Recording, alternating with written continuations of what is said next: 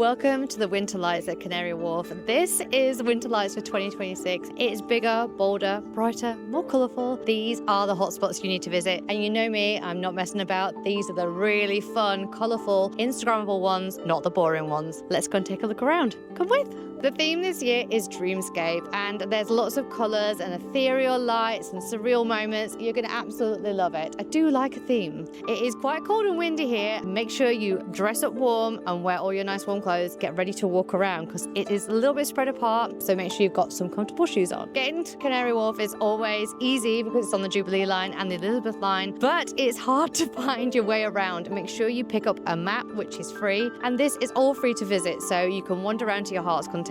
It starts every day, I think at 5. It is going on until the end of the month, end of January. It's completely accessible. It's really easy to get around. You can bring family, friends, children, dogs, you name it, and it's easy to get around. I would say once you've found the route, it's very well signposted and there's stacks of people around that will help you navigate the area.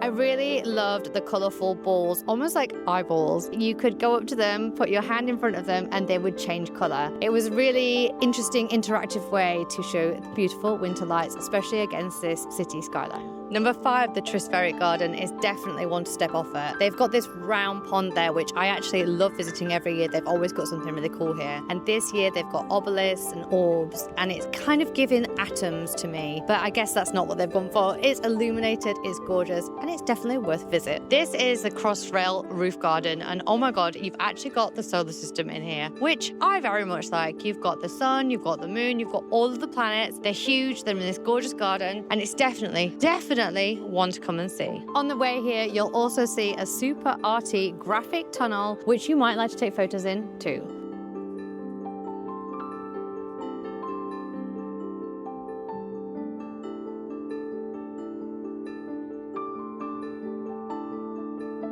So you know what I say about it being a bit windy. We've just come through the most lovely selection of lights. We went to the Sanctuary, which actually I think is going to be the top. It's my favourite.